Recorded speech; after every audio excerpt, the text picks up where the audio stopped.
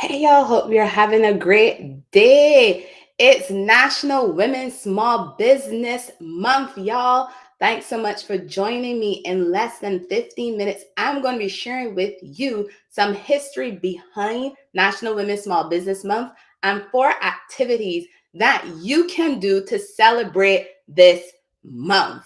So, I'm Dr. P. I'm a strategic business coach, and I've been a school psychologist for about 10 years in K-12 schools. And I enjoy working with micro business owners to help them with scaling their businesses, to learn strategies to improve their goals, their processes, and their operations. Please like and share this video if you get value from it. Thank you for joining on Instagram, on YouTube, and on Facebook.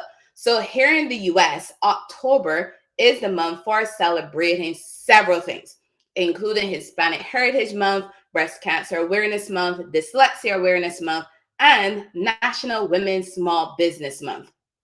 As a woman who is also a small business owner, you can believe that I'm very excited to learn about National Women's Small Business Month. Because I'll be honest, I wasn't aware of this month or even the significance behind it. So that's part of the reason why I wanted to share what I learned about it so you are also aware of it if you didn't already know about it. So part of understanding the opportunities that we have today includes understanding what happened in the past to get us to where we are right now. Then knowing how we can continue to celebrate those accomplishments. So in this video, like I said, I'll be sharing the history surrounding National Women's Small Business Month and also sharing 4 activities that we can all do to celebrate this month. So women-owned businesses have increased significantly in the past 40 years in the US. And this is the month to highlight the role that women-owned businesses play in all communities. And I can see some of you over there saying, yeah, I'm a women's small business. Oh my gosh, so excited to find out that, there's a month to recognize and celebrate all of our accomplishments. I mean, yay. So the US Small Business Association started supporting National Women's Small Business Month back in 2012. They showed their support by promoting webinars and events. They also have the Office of Women's Business Ownership. And there's a reason why I'm mentioning the Office of Women's Business Ownership, or OWBO, as they're also called, because they have a mission to enable and empower women entrepreneurs through advocacy, outreach, education, and support. So the Office of Women's Business Ownership, they offer programs to women business owners such as me and you. They offer programs to help us to be even more successful in our businesses. And these programs include business training, access to funding such as credit and or capital, marketing opportunities. Those are 3 of the main programs that the Office of Women Business Ownership offers. And if you are not familiar with them, I suggest that you give them a check out, look them up online to find out if they have a program even in your area that you can, go and attend. So here's a question for you. Did you know that prior to 1988 in the US, there were states that required women to apply for a business loan with a male family member as a co-signer? Yep, you're probably over there like, say what? Seriously? So let me repeat that question one more time for those of you in the back who probably didn't hear that question. So did you know that prior to 1988 in the US, there were states that required women to apply for a business loan with a male family member as a co-signer? And by the way, by male family member, I'm not just talking husband here. What I found in my research while I was preparing for this video is that that could have been a husband, it could have been a brother, it could have even been their own son. So yeah, we could not apply for a business loan prior to 1988 without a male family member as a co-signer. So with that question in mind, let's talk a little bit about the history surrounding National Women's Small Business Month here in the US. Because here's the thing. The month of October wasn't just picked out of a hat. Somebody didn't just say, hey, this is a good month. Let's celebrate National Women's Small Business Month in October. No, that's not how this happened.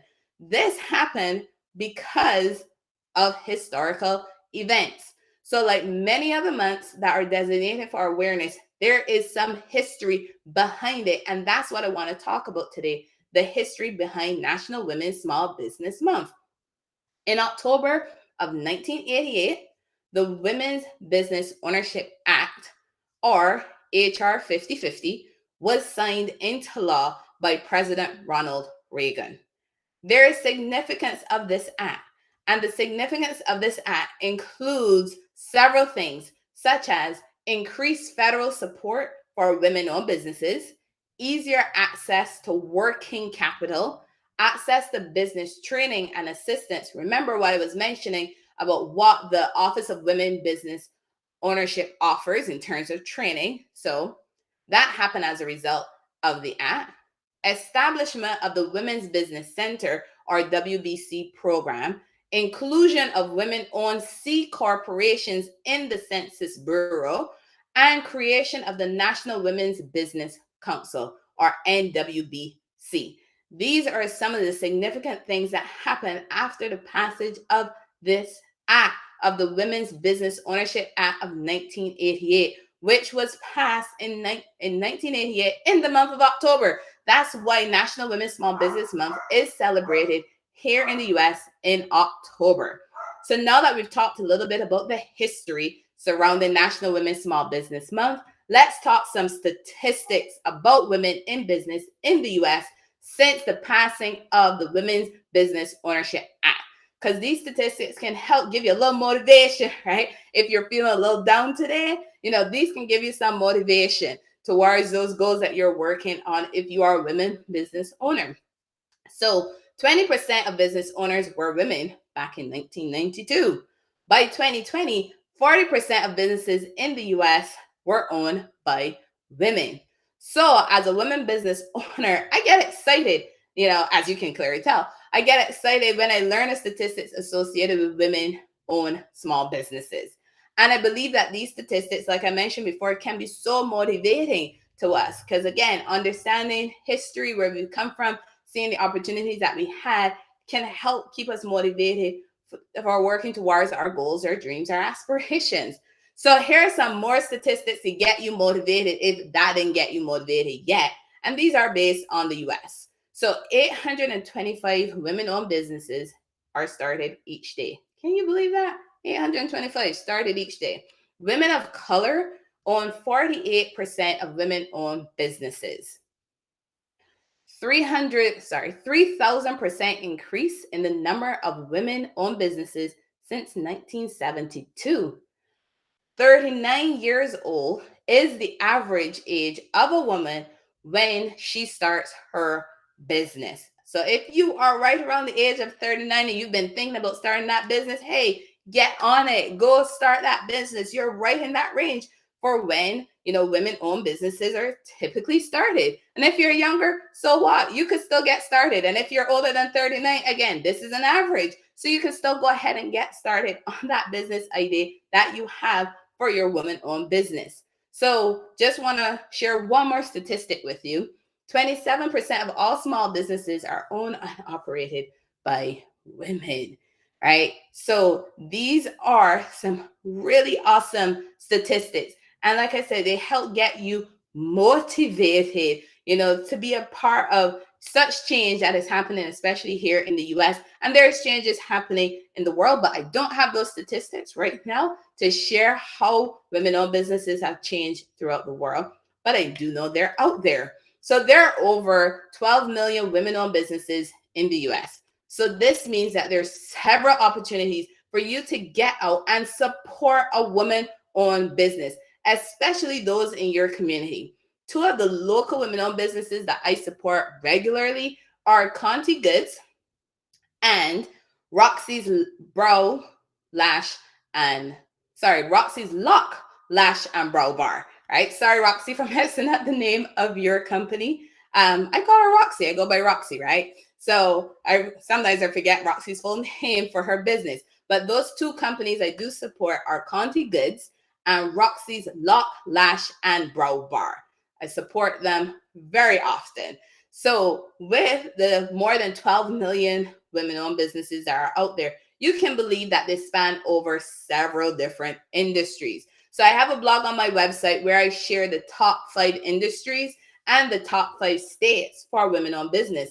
I encourage you to go check that out because you might be surprised by what's in that top 5. So we've talked about the history of National Women's Small Business Month.